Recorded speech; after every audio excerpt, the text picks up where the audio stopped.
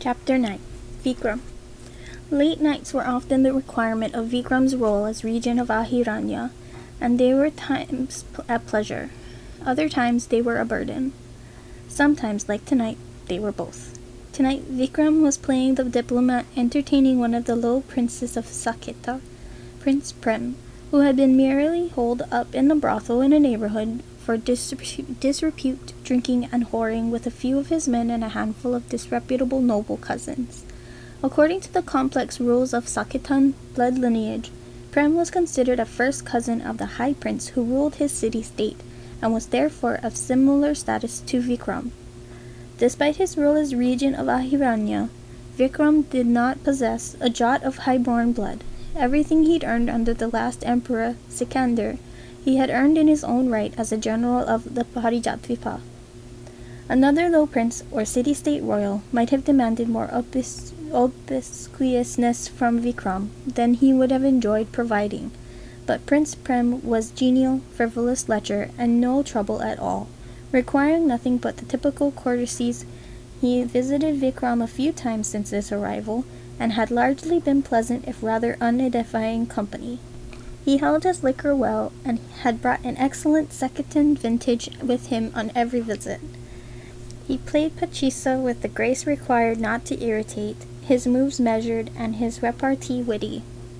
It would have been a pleasant evening, much like the ones that had come before it, if not for the presence of Lord Santosh. The man had refused to play pachisa. "I know the other nations of Parijatvipa like it," he sneered, "but Parijat, we are more refined."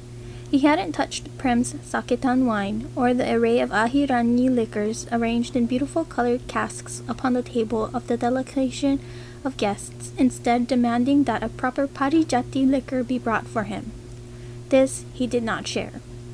As he drank, he interrogated Vikram about Ahiranyi's rebellions, which had grown notably bloodier since Emperor Chandra's coronation. He had commented on the high number of Ahiranyi servants in the Mahal.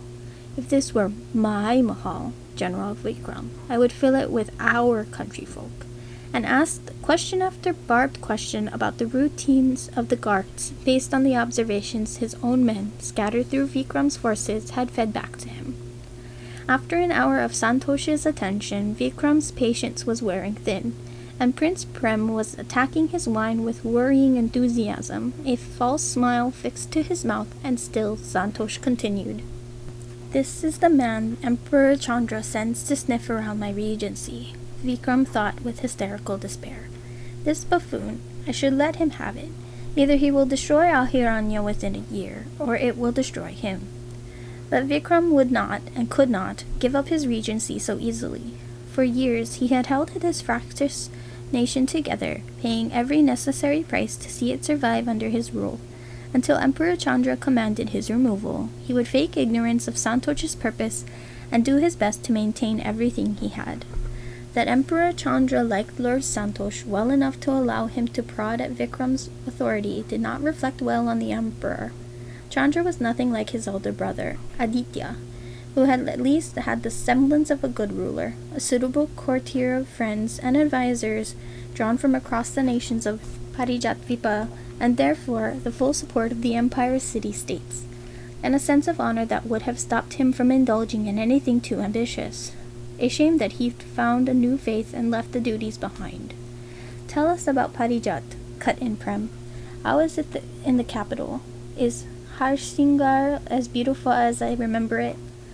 "Harsingar is, as always, the most beautiful of cities," said Santosh seriously. "The palace is being redecorated." "How so?" Vikram asked. He did not have any particular interest in architecture, but he would feign an interest if he had to. "Statues are going to be built for the new mothers in the imperial court, so they may be thanked and worshipped for Parijatvipa's glory," Santosh said proudly, as if he had a hand in it. Smiling at such pronouncement was difficult. Vikram wore prayer stones and prayed to the mothers, lighting candles for them morning and evening in the family shrine. He did not know how to find any common ground between Emperor Chandra's version of faith and his own, but smile he did. "Fascinating," said Prem, sounding suitably odd. "And how will they fit with that many statues in the court? Is it being expanded?" A beat of silence. Vikram reached for his own wine and drank. The statues will be for the mothers Narina and Alori alone, Santos said. The other women were given a gift, were purified, but they lacked the qualities to be true mothers of flame. Not highborn, Vikram translated. But he said nothing and did not allow himself to feel revulsion. It would have been hypocritical, after all he himself had done. Ah, my mistake, Prem said blithely. Santosh gave him a tight, displeased smile, then looked at Vikram. Anyway, General Vikram, he began, I wanted to discuss your advisors. Your Lord Iskar is from Parijat. Ah, Santosh, Prem protested. I'm here to drink and have fun, not talk politics. Shall we converse about something else? I can see you have little concern for important business, Santosh said, with no subtlety whatsoever to disguise his disdain, which made sense. Vikram supposed warily. Subtlety was cultivated out of necessity, by people who knew that power needed to be treated with care, who understood how easily it could be stolen or taken. Santosh had the emperor's ear and the emperor's crude belief in the supremacy of Parijat and Parijati blood. He had no need for such things of subtlety. But I am at the forefront of the imperial politics, Prince Prem, and I can't simply act as you do. You are at the forefront of politics, and Emperor Chandra sent you here? Prem's forehead creased with puzzlement, even as he continued to smile. It gave his expression a rather mocking edge. You are very far from Parijat here, Santosh. Besides, it isn't politics that brings people to Ahiranya. He grinned as he lifted his wine. It's pleasure. The brothels are very nice. Santosh's expression was slightly concerning, his sneer taking on an edge of cruelty. So Vikram intervened, saying, Lord Santosh graciously accompanied Princess Malini on Emperor Chandra's behalf, a great honor that he filled admirably. Prem's smile twitched slightly, but even he seemed to see the sense in avoiding commenting upon the princess. Santosh purposefully turned, excluding Prem from the conversation. To Vikram he said, speaking of Princess Malini and her contemplation, there are things you and I must discuss, General Vikram. Just as Emperor Chandra is keen to see his sister reflect on her choices, he would like his most difficult nation to learn to be more biddable. I have many suggestions to make on his behalf. I know the Emperor's mind on this matter extremely well. We spoke of Ahiranya often. Vikram did not allow his anger to show on his face, but Prem seemed to have no such control. The prince's eyes had already narrowed at Santosh's slight against him, the slight of a mere high-born lord of Parijat against a Sakitan of royal blood. And Santosh's casual boast of closeness with the emperor had only served to goad him. You're right. What interest do I have in politics? Prem announced over loud. It was my uncle who always cared for politics, and he was removed from his treasury position by the emperor only a month ago, wasn't he? Or was it 3 months? Numbers aren't my strong suit, as they were his, but I do remember that when he complained, he was executed, put to death, just like that, he said brightly. A real scandal. Prince Prem, Vikram murmured, but there were no stopping the man. I can't rightly remember who took his place. Ah, a click of his fingers. One of your cousins, I think. Congratulations. Vikram lowered his own glass. Lord Prem, he said, you are inebriated, I think. Santosh's jaw was trembling with fury. You drunk sot, he said, in a tone that suggested he would be using far worse words, or perhaps his blade, if not for the disparity in their status. When Emperor Chandra finishes cleaning up the imperial court and this forsaken hole of a country, I'll be sure to direct him to Saketa. You need to be reminded of your place. Prem lurched to his feet. Vikram rose more sedately to his own. Let me escort you out for some air, Prince Prem. Without waiting for a response, Vikram took the man by the shoulders and led him from the room. Prem did seem unsteady on his feet. One of Vikram's servants in the hall beyond gave him a questioning look, asking without words whether Vikram would like the prince taken off his hands and gently escorted to a room to convalesce. Vikram did not respond. No matter how things had changed, Prem was important enough to receive his full attention.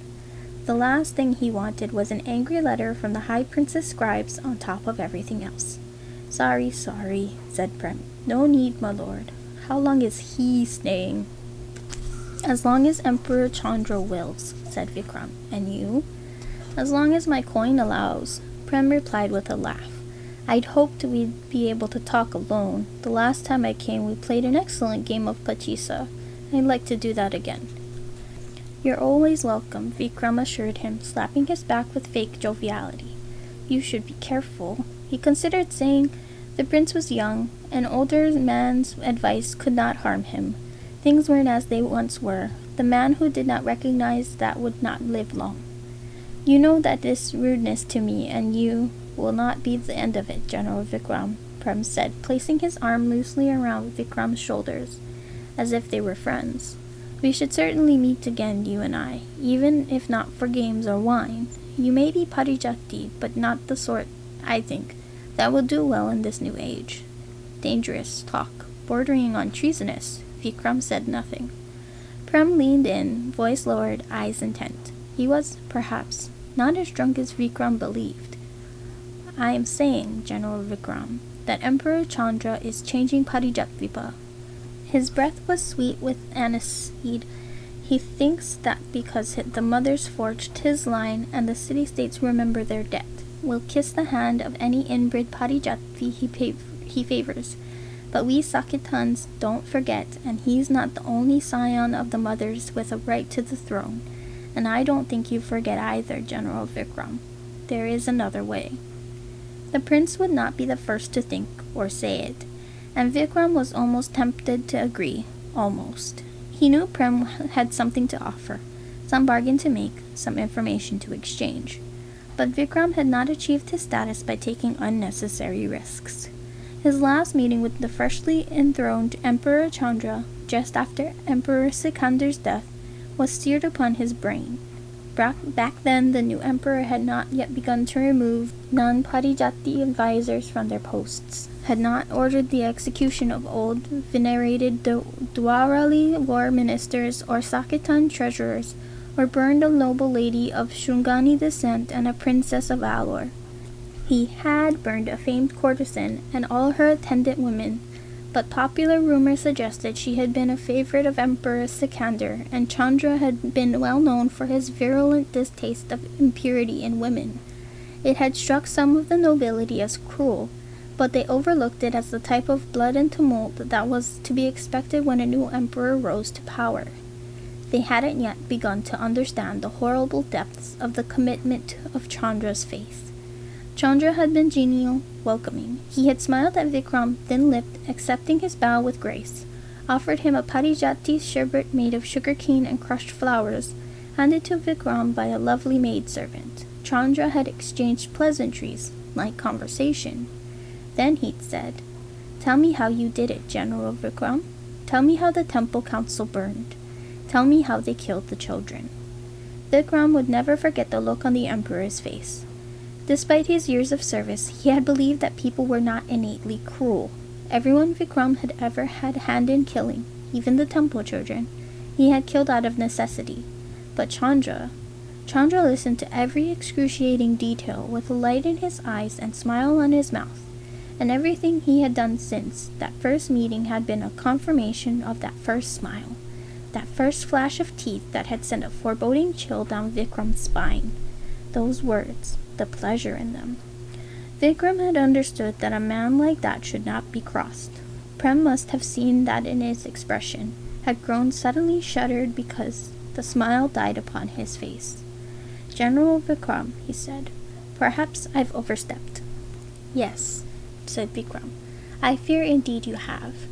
It was almost a relief when a guard barreled down the corridor, a young green one, followed by the commander of Vikram's personal guard. The princess, Commander Jivan said. The conches have been sounded. It's been a pleasure, Prince Prem, Vikram said. Perhaps we will meet again soon. Prem agreed politely enough, but they both knew Vikram had rejected whatever overture he had been offering. Vikram would not meet with the Sakitan prince again. Vikram climbed the Hirana slowly, laboriously.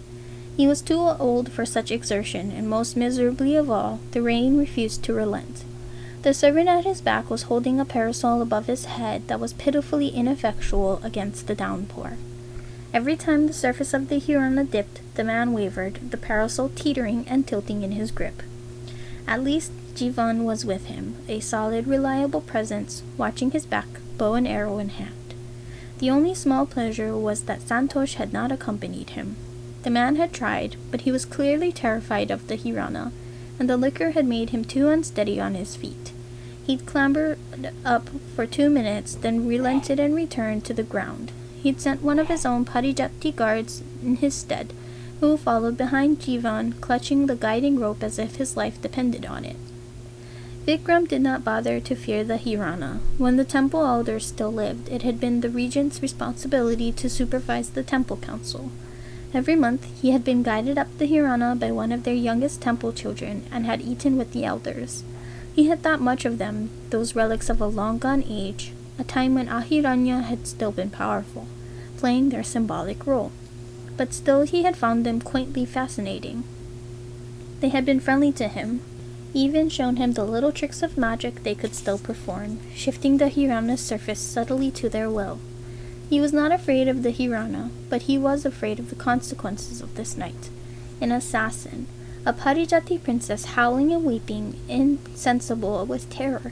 If not for the intervention of one maidservant, a thing of pure chance, the emperor's sister would be dead, and Vikram's own death sentence would have been sealed.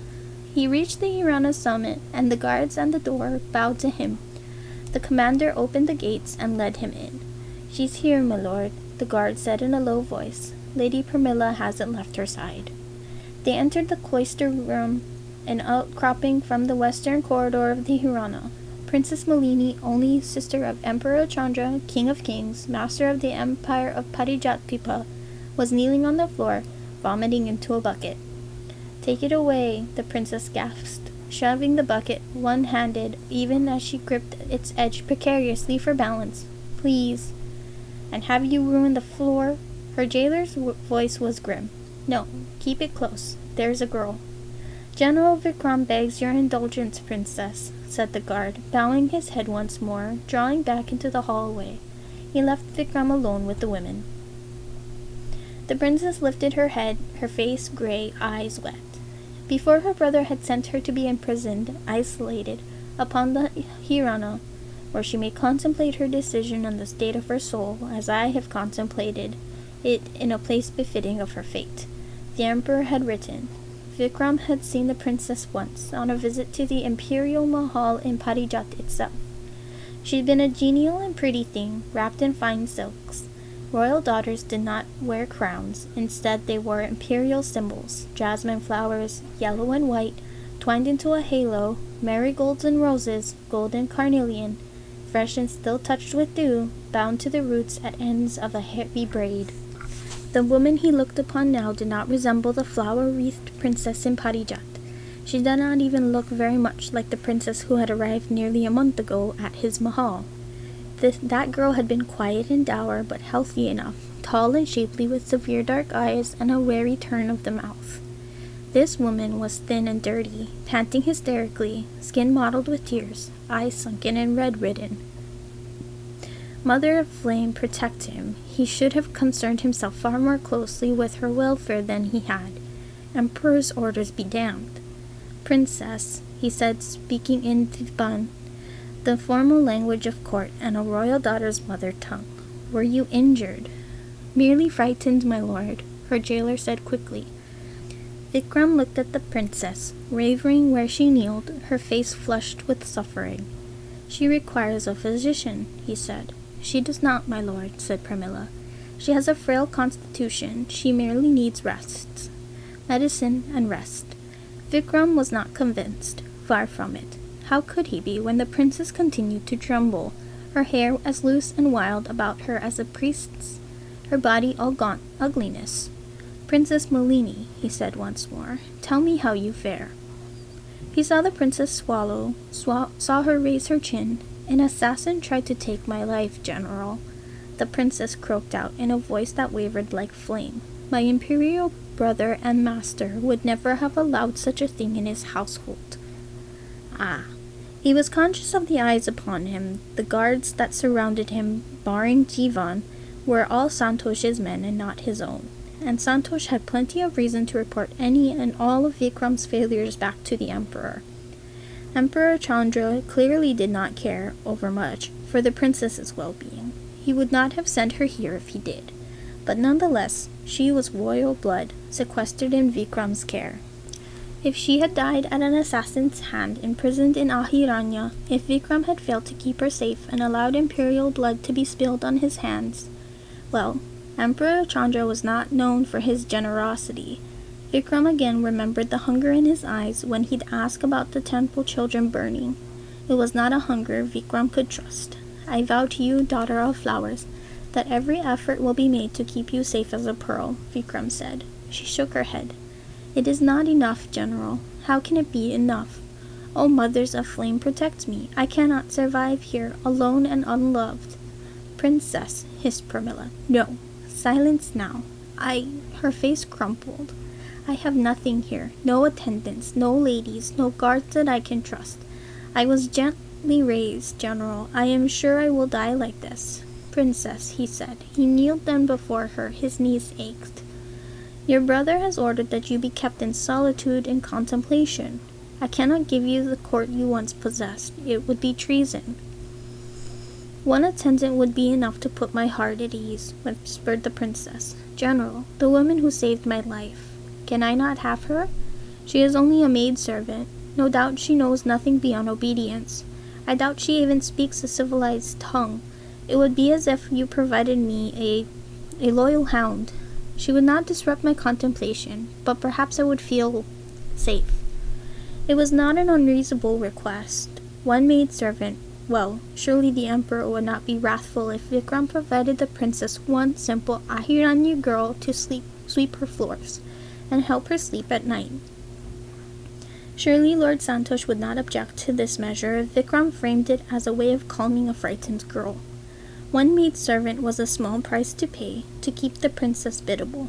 Even now, looking into her eyes, her breath was calming, new color flushed her cheeks. What? Vikram said carefully, graciously. Can I, a humble servant to your family, do but attempt to ease your pain? You will have the maidservant. I promise it, princess. After Vikram had spoken to the Hirana guards, the weeping princess, and his closest advisors, and even confronted his wife, who had woken when the conches sounded and begged for news of her precious servants immediately upon his return, he went to his own private chambers, stood upon his shaded balcony, and stared into the distance for a long moment, gripping the wood of the balustrade so tightly it creaked in the vice of his hands. A servant, standing in attendance by the door, asked him tentatively if he wanted to change his garb. His tunic and dhoti, both a silk so dark at blue they might almost be black, had grown sodden, darkened with rain and sweat by the journey up and down the Hirana. No, Vikram said shortly. Arrange a bath for when I return. He did not want fresh clothing for this task. The servant murmured an acknowledgment and withdrew. Vikram left the veranda, returning to the cool interior of the mahal, and made his way deeper and deeper into the building, and deeper still, beyond gates and guards, down to a dark staircase protected by barred doors and men alike. Santosh was waiting for him there. Vikram had hoped the man had gone to bed, but one of Santosh's men must have informed him of Vikram's location. Beneath the mahal, in the prison cells, a priest awaited them.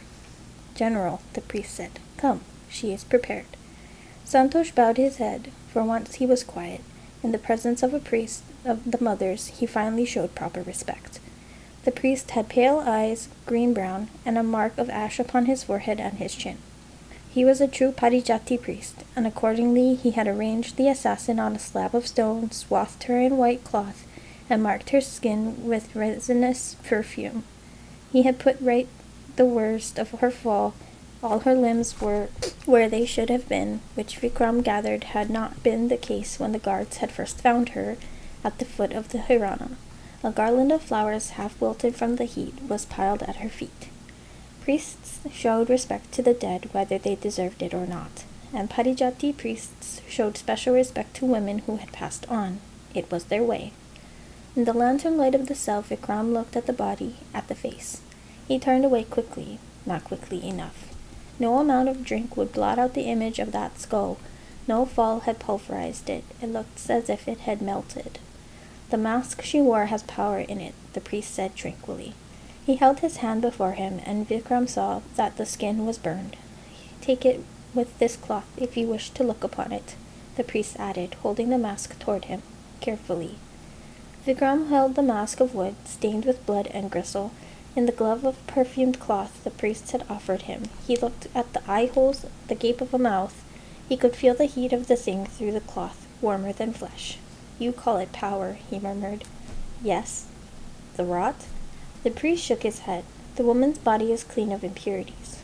What is it, then? Santosh asked. Vikram startled. He had forgotten that Santosh was there. The Parijati lord's face was gray. Some kind of Ahirani witchcraft? I thought their cursed power died with their yaksa. No, Vikram replied, shaking his head. Likely just a product of the forest. The wood there has always been unusual. Even before the rot, he thought. With wariness he realized so much had gone wrong during the reign. The rot had begun, the temple children had grown more powerful, they and their elders had burned. The rebel unrest had swelled unceasingly, rising as the rot spread hunger and death and displaced villagers from their ancestral homes. And now, this. There will need to be justice, Santosh demanded. Witchcraft. Whatever it may be, it is a crime. These Ahirani think they can bring back the age of flowers. They need to be punished. They must learn that Emperor Chandra is not weak. Vikram nodded. Rebels will need to be interrogated and executed, he said. The rebels who are likely behind this would be nigh on impossible to capture. The most violent of them, masked and therefore faceless, were too good at vanishing into the forest, where no sensible man would follow. But the poets and singers who recited forbidden Ahirani poetry in bazaars and daubed mantras on walls, who offered visions of a free Ahiranya, they would be easier to target, a suitable scapegoat. Even as he spoke, he knew it would not be enough, and sure enough, Santosh's mouth firmed. He shook his head. They owe us more, General Vikram, said Santosh.